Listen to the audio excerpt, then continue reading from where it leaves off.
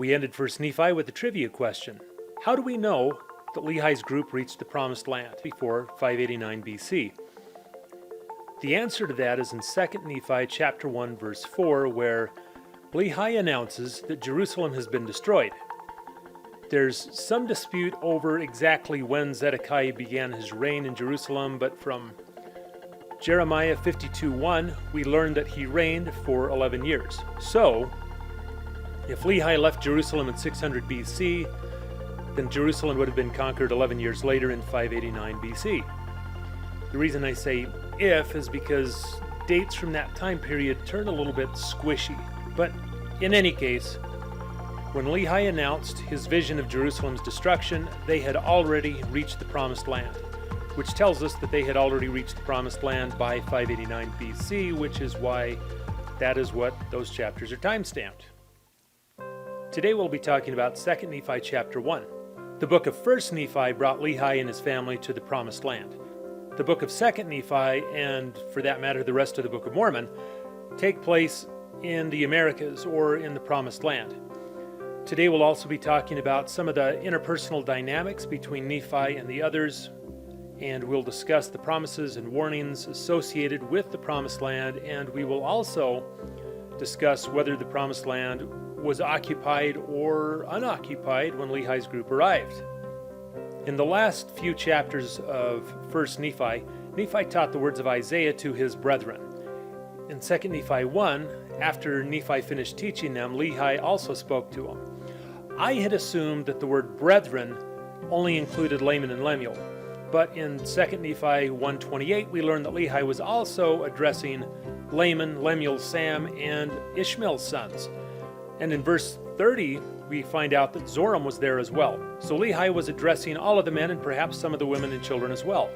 What impresses me is that after all the contention between Nephi and his brothers in the book of 1 Nephi, Lehi's family was still willing to gather and listen to Nephi and Lehi, and not only attend Nephi's discussion of Isaiah, but participate by asking questions.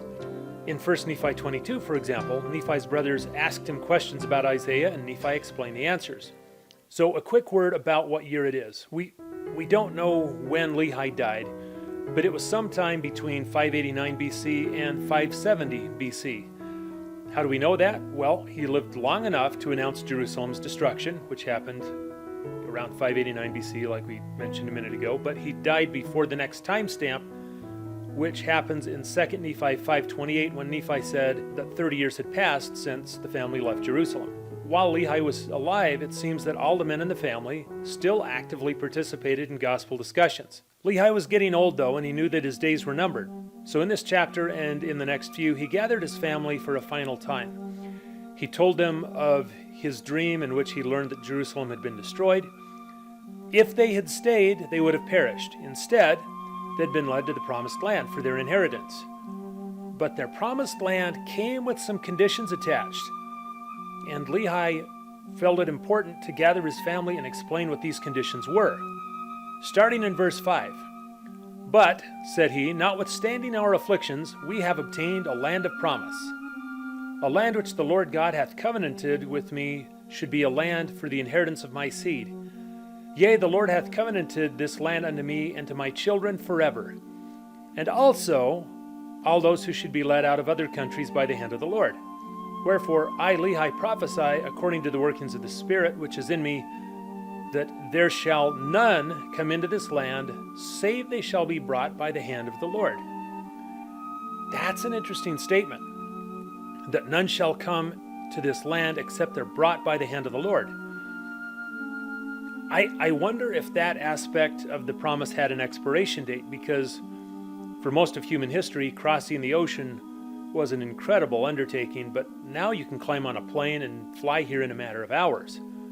It also raises the question, which land specifically do these blessings apply to? Is it everything from Alaska down through Tierra del Fuego? So if we think about the old world, for thousands of years, God's chosen people hardly ever left Israel, Egypt, and a handful of neighboring countries. Almost the entire Bible, with the exception maybe of Paul's missionary journeys, takes place on a tiny patch of land, maybe a couple of 100 miles across. Was Lehi's promised land similar in size, or did it include the entire Western Hemisphere? Ask yourself, are there parts of the Western Hemisphere that seem more blessed or less blessed than others? Anyway, the blessings of the promised land are discussed all throughout the Book of Mormon. Prophets taught the people that they were living in a special promised land that would provide liberty and blessings for the righteous.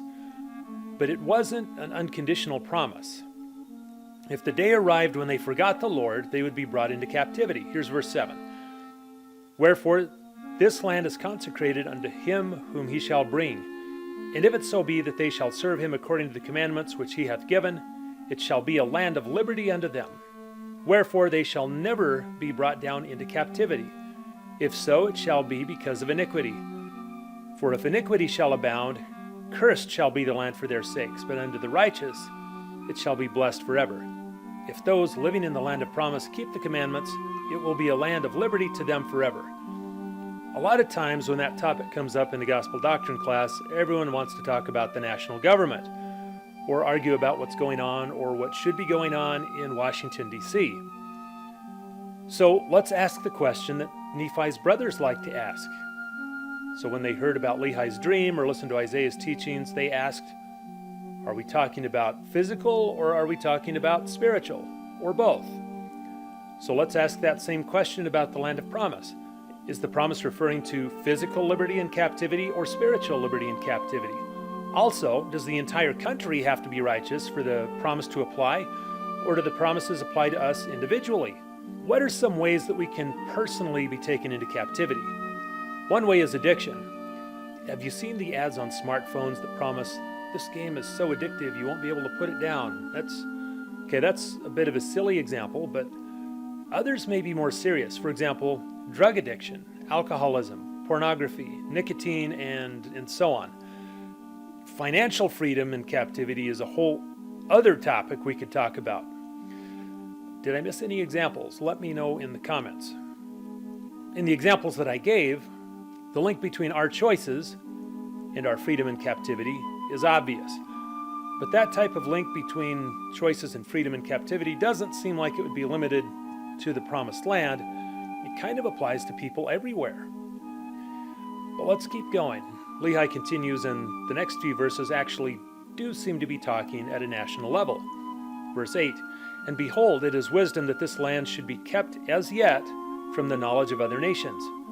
For behold, many nations would overrun the land, that there would be no place for an inheritance. Verse 9, wherefore I, Lehi, have obtained a promise, that inasmuch as those whom the Lord God shall bring out of the land of Jerusalem shall keep his commandments, they shall prosper upon the face of this land. Let's stop mid-verse there for a second. We'll finish the verse in a minute. What is Lehi talking about when he tells his family, those whom the Lord God shall bring out of the land of Jerusalem? Shall bring. Lehi's family was already there. So if Lehi's family had already arrived, who were the others that the Lord was planning to bring out of Jerusalem? If I were in Nephi's family, I would have asked, wait, he's bringing others? And also I would have asked, well, how is he going to bring more people out of Jerusalem? It just got destroyed a few years ago. Now, it's possible that Lehi was referring to the Mulekites. Later on, we'll learn that one of King Zedekiah's sons also left Jerusalem and came to the New World, but Lehi's family wouldn't meet them or know about them for another 400 years. So who did the people in Lehi's family think he was talking about when he said he would bring others forth out of Jerusalem? For whatever reason, Nephi never talks about meeting other groups in his records. As we've discussed previously, the route his family took through the Arabian Peninsula, traveling in a nearly south-southeasterly direction from Jerusalem through the more fertile parts of the area, would have taken them through populated areas. It was unavoidable that they would have met other people, but there's no mention of it. However, the fact that Nephi doesn't talk about meeting with other groups doesn't mean that they didn't or that there weren't any. It makes me wonder if maybe the Lord brought other groups from Jerusalem and Nephi didn't mention them either. It's complete speculation on my part, But it does offer a plausible explanation for some of the population questions that we're going to run into. For example, let's look at Jacob 1. In Jacob chapter 1, verse 7, only 55 years after Lehi left Jerusalem, Jacob reported that he and Nephi labored diligently to bring their people unto Christ. How many people could there have been? Lehi and his family crossed the ocean on a single ship, carrying at most a few dozen people. As we'll learn in 2 Nephi 5, not all of them remained with Nephi either. Half of them went with Laman and Lemuel. So if they were utterly alone, then the entirety of the Nephite population would have only been 2 generations of family. Think of a 2-generation family reunion, but smaller because no one would have married anyone outside of the family. So at most, you'd have a few dozen Nephite parents and a whole bunch of kids, and that assumes that everyone stayed healthy. In Jacob 1:10, Jacob says that Nephi wielded the sword of Laban in defense of his people. Was he fighting the Lamanites? That would have been his brothers and nephews. And you can't kill many brothers and nephews before you start to reduce the number of Lamanites, and there was never a shortage of Lamanites. When we get to verse 15 in Jacob 1, Jacob reports that some of the Nephite men desired many wives and concubines. We said a minute ago, if they were all completely alone, Nephi's entire kingdom would have only been a few dozen grown-ups, all of which were related to each other. Where were they finding the ladies that they wanted as wives and concubines? Again, this was only 50 years after they stepped off the ship. And on the polygamy question of them wanting many wives and concubines, God said this in verse 30. For if I will, saith the Lord, raise up seed unto me, I will command my people. Otherwise, they shall hearken unto these things. It's a little bit out of context here, but essentially what God is saying is, I'll sometimes command polygamy if I need to boost my numbers. And then he explains that now is not the time. With only a few dozen people, how is now not the time? Or were there actually more people?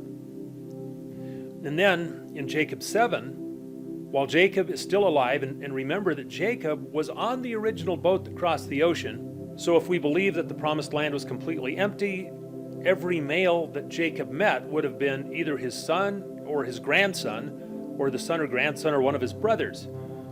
But in Jacob 7:1, it says that there came a man among the people of Nephi whose name was Sherem. Came among them. Came among them from where? In verse 4, and he was learned, that he had a perfect knowledge of the language of the people, wherefore he could use flattery and much power of speech according to the power of the devil. He had a perfect knowledge of the language of the people. Didn't they all speak the same language? Why was it significant that this man was fluent in their language? Reading on, we learn that this man had heard of Jacob, but had never met him. Now, I won't beat this to death any more than I already have, but there seem to be an awful lot of hints that they were not alone. And archaeology kind of says that too. So let's go back to verse 9. Wherefore I, Lehi, have obtained a promise that inasmuch as those whom the Lord God shall bring out of the land of Jerusalem shall keep his commandments, they shall prosper upon the face of this land, and they shall be kept from all other nations, that they may possess this land unto themselves. And if it so be that they shall keep his commandments, they shall be blessed upon the face of this land. And there shall be none to molest them, nor to take away the land of their inheritance, and they shall dwell safely forever. So the land would belong to those brought out of Jerusalem forever, if they would remain righteous. But in verse 10, God gave a warning. But behold, when the time cometh that they shall dwindle in unbelief, after they have received so great blessings from the hand of the Lord, skipping ahead a little, behold, I say, if the day shall come that they will reject the Holy One of Israel, the true Messiah, their Redeemer and their God, behold, the judgments of him that is just shall rest upon them. Yea, he will bring other nations unto them, and he will give unto them power, and he will take away from them the lands of their possessions, and he will cause them to be scattered and smitten. Those verses and promises where he talks about lands and nations appear to be talking nationally rather than individually. If the people in the promised land reject the Holy One of Israel, then other nations will come in and take away their possessions and cause them to be scattered and smitten. the Native Americans were certainly scattered and smitten and had their possessions taken away. Do the same blessings and promises apply to the people who scattered them and took their lands and their property? Maybe. From what Lehi says, it seems that the promises are associated with the land itself. So going back to our question from earlier, what land exactly is Lehi talking about? What land were the Nephites given for their inheritance? I've always pictured it as being the whole Western Hemisphere from Alaska down to Tierra del Fuego, also Cuba, the Caribbean, and so on, but I'm not sure that's right. If you look at a map of the Western Hemisphere, I'm not sure I would describe all of it as being continuously free and prosperous. Moving forward in the chapter, Lehi has gathered his sons so he can warn them that on this promised land, rejecting the Holy One leads to captivity. Verse 19, O my sons, that these things might not come upon you, but that ye might be a choice and a favored people of the Lord. But behold, his will be done, for his ways are righteousness forever. Now, after warning them generally about the dangers of being wicked, he talked to them specifically about Nephi. He said, Rebel no more against your brother, whose views have been glorious, and who hath kept the commandments from the time that we left Jerusalem, and who hath been an instrument in the hands of God in bringing us forth unto the land of promise. For were it not for him, we must have perished with hunger in the wilderness. Nevertheless, ye sought to take his life away. Yea, and he hath suffered much sorrow because of you. He further said that Nephi might sometimes seem blunt or angry, but he was only seeking the glory of God and the eternal welfare of the group. Quote, And if you will hearken unto the voice of Nephi, ye shall not perish. In reading this, I realized that Lehi was speaking from personal experience. Although he was the group's leader, they only prospered when they listened to Nephi. For example, Lehi needed the brass plates, and Nephi figured out how to get them. Lehi needed his people to cross the ocean to reach the promised land, and Nephi figured out how to do it. When Lehi complained about starving in the wilderness, Nephi found a solution. In short, the group did not perish when Lehi hearkened to Nephi. Lehi also knew that by asking them to hearken to Nephi, he was once again asking them to do a hard thing. Being around someone more valiant than you is hard, especially when this valiant person gives frequent reminders that you need to be more righteous. But was Lehi saying that his sons needed to obey and follow Nephi, and that he was going to be their leader? No. They were still the older brothers and the leaders of the group, so they only needed to hearken to Nephi. Quote, And if ye will hearken unto him, said Lehi, I give unto you a blessing, even my first blessing. Laman receiving Lehi's first blessing meant that he would be Lehi's heir. Then in verse 29, But if ye will not hearken unto him, I take away my first blessing, yea, even my blessing, and it shall rest upon him. So although it's not mentioned again, this first blessing becomes important a few chapters later and throughout all of Nephite history. Lehi died, and Laman became the group's leader. Shortly after that, Nephi, quote, was constrained to speak unto Laman, Lemuel, and Ishmael's sons, and they decided they had had enough. And as Nephi said in chapter 5, verse 3, Yea, they did murmur against me, saying, Our younger brother thinks to rule over us, and we have had much trial because of him. Wherefore, now let us slay him, that we may not be afflicted more because of his words. For behold, we will not have him to be our ruler, for it belongs unto us, who are the elder brethren, to rule over this people. Although Laman would not have acknowledged it, his commitment to kill Nephi disqualified him from being Lehi's heir and transferred the first blessing over to Nephi, making him the heir and successor. So when Nephi left and took the brass plates and the sword of Laban and the Liahona and Lehi's other sacred items, it wasn't theft. Although he probably did take them from Laman's tent in the middle of the night. Taking these items was not theft, but Nephi's right as Lehi's heir. Laman definitely did not see it that way. He felt that Nephi had robbed him, which is what he told his children. And more than 400 years later, when Laman's descendants had completely forgotten about God, they still remembered that Nephi had taken Laman's position and had stolen the brass plates and other things from him. In Mosiah 10, we have a description of the Lamanites. Verse 12, they were a wild and ferocious and a bloodthirsty people, believing in the tradition of their fathers, which is this: believing that they were driven out of the land of Jerusalem because of the iniquities of their fathers, and that they were wronged in the wilderness by their brethren, and they were also wronged while crossing the sea. Verse 15, and again they, Laman and Lemuel, were wroth with him, Nephi, when they had arrived in the promised land, because they said that he had taken the ruling of the people out of their hands and sought to kill him. And again they were wroth with him because he departed into the wilderness as the Lord had commanded him, and took the records which were engraven on the plates of brass, for they said that he robbed them. And thus began a feud that would span 1,000 years. And that's all we have for today. Now, today's trivia question, and answer this in the comments if you know it. To what tribe, meaning to which of the 12 tribes of Israel, did Lehi and his family belong? Answer in the comment section. And we will see you next time.